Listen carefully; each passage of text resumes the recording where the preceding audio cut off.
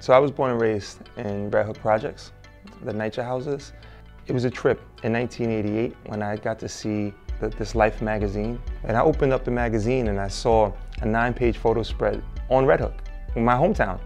And Life magazine called Red Hook the crack capital of the United States of America. And they call my neighborhood, my hometown, one of the 10 worst neighborhoods in all of New York State. There's a saying in the writing world, always write what you know. I was born in Red Hook and I was raised in Red Hook. And the first story that I wanted to tell was about Red Hook. Now, that sounds intentional. It sounds as though I sat down and I said, I'm gonna write a book about Red Hook. It wasn't like that at all. All the issues that happen in the world, I really believe, are super amplified in impoverished communities. Setting the book in Red Hook really allowed me to show the dark sides and the light sides of friendship, of family. I've been at the school that I teach at for 14 years. I've had kids answer this question: do you like reading? No.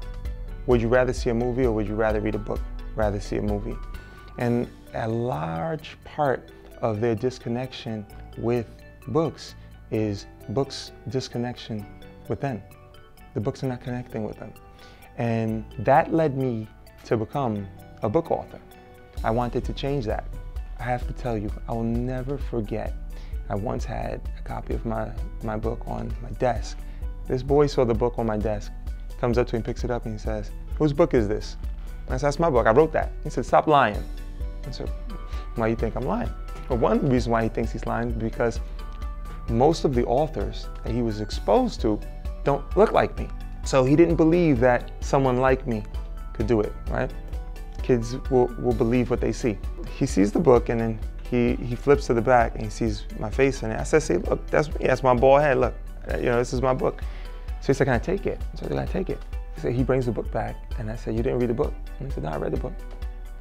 I said, it was one day. You read the book in one day? I didn't believe it because he hates books. He answered all the questions about the book. He knew exactly what was happening in the book. He really did read it. But what really shocked me about it was what he did. And it's what I see diverse kids of color do whenever they're exposed to a book that has 100% relatability. He reached into his book bag and he pulled out a spiral notebook. And he had 3 pages of his handwriting on it. And he said, I want to write my life story. I want you to help me write it. When kids are not exposed to books that are reflections of their lives, or not exposed to books that have relatability but also serve as a lens into other lives in ways that help them grow, they disconnect from literacy. And what that means is we're killing generations of writers before they're even born. I have to rewind. I want to rewind to the source of how do we create more authors of color. I tell young people, I say, you guys are already experts at something. What are you experts at? And they don't know. They look around and they're like, what is this guy talking about? And I say, you guys are experts at being you. You've already spent 10,000 hours in your own skin. It's a simple equation. Write a lot about your own experience, about the issues in your life, about what's happening in your friends' lives, in your community. Write a lot, but then you have to read way more than you write. And you have to put your stuff out there and get feedback, and you have to edit your stuff.